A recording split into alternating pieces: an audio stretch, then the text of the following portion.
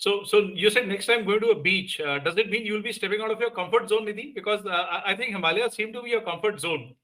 Yeah, no, but like people go to Goa for peace, right? So Yes. it's about finding your spot. Even when we were in Bhutan, I mean, there could have been areas where we could have been like, though it's a very small country with very less population, but I could have just Mm. stayed in the city, did a lot of that thing, right?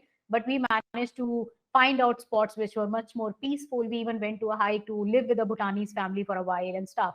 So I think even if I Mm. go to the beach, I'll probably be, somewhere very remotely, not finding the typical spots. So like as I said, it's about finding that zone, creating that, Mm.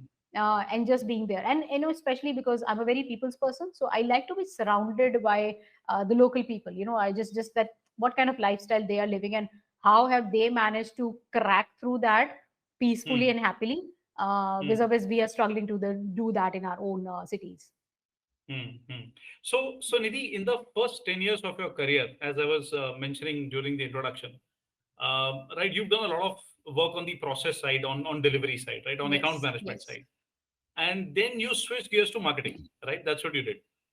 Uh, Now, typically, what happens is that people they catch a career line and they go deeper and deeper into it. They build their expertise, and on the basis of that, they ultimately culminate their careers. What you've done is that in the middle of the career, you switch gears, you moved sideways, and that sideways move has culminated into you becoming the CEO of the Blue Vector Group, right? Hmm. Now, this is sort of, you can say you either come out of your comfort zone and you've moved into another, right, or you've completely moved sideways, in your career. So what inspired you to come out of the comfort zone, Yeah.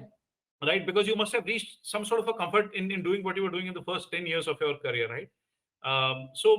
What inspired you to move out of it and move into something new? So I think that particular word itself made me move out. I don't like to be in my comfort zone ever. Because I Mm. think I'm a kind of a person who always loves to be challenged. Pushing myself to my limits.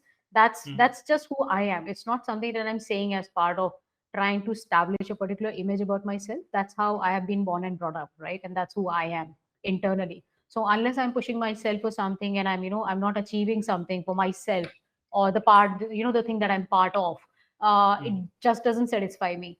So I think that that particular word itself, never that's never something which I fancy a lot. Mm. Also, I think what we kind of sometimes confuse it out is that, like you said, that going down in deep down into a particular domain. But Mm. after a while there are some domain skills which you have, Mm. and then there is this layer of, let's say, transferable skills, right, which is Mm. something which will eventually become part of every individual. Like even if you are in any kind of a role, you cannot avoid leadership after a while, right? You cannot Mm. avoid team Mm. management or managerial stuff.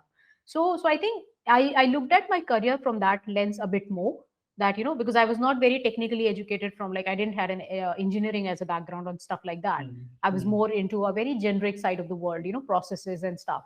So I always Mm. looked at, okay, I have the domain skills which I can easily equip myself and continue to learn. But what are those, stronger skill sets that I've built on top of them, which can help me grow in any career or any domain that I love? And I was Mm. always a very creative person. Like I always had a huge creative bent of mine. So I wanted to eventually land up into marketing or sales, or even when I did my process work, I used to do. Even if I'm making a presentation, I'll be extremely creative in that. I'll not just do it for the sake of numbers, right, or a Mm. graph. I'll try Mm. to make it very expressive in nature. So I think Mm. that confidence just made me shift that I have this bunch of skills, and I just need to be more adaptable to this side of the knowledge of marketing and how the things are done after 10 years of my career. And the switch came. And also I'm very adapt to learning stuff, so I don't consider thing that okay, if I'll go there, I might have to spend a year extra to kind of make myself be more knowledgeable about that area. If I have to, it's okay, that's totally fine. I mean, I can be my batsman whole year and then I can just decide to start bowling. What's the harm? It's my personal choice. So Correct. so I think, yeah, that really helped me. You're pushing yourself. Yeah, pushing yourself and just doing what you want to. I mean, who's stopping us? I think most Mm. of the people just give it up to some notion in their head which is Mm. not there. Mm. Either we pick it up from the environment we are part of, from our families, friends, online information, but actually there is no notion. Nobody's stopping you. Just do Mm. what you want to. And I always say this, that I always prefer risk more than regret. I am happy to take a risk and face like the result of it, good or bad. Mm. But I don't want to regret 10 years back and say that, oh, I wanted to do that. I wouldn't wanted to be an RJ, so I did audition. So today Yeah. I am not an RJ, but I can say that Okay. I did try. So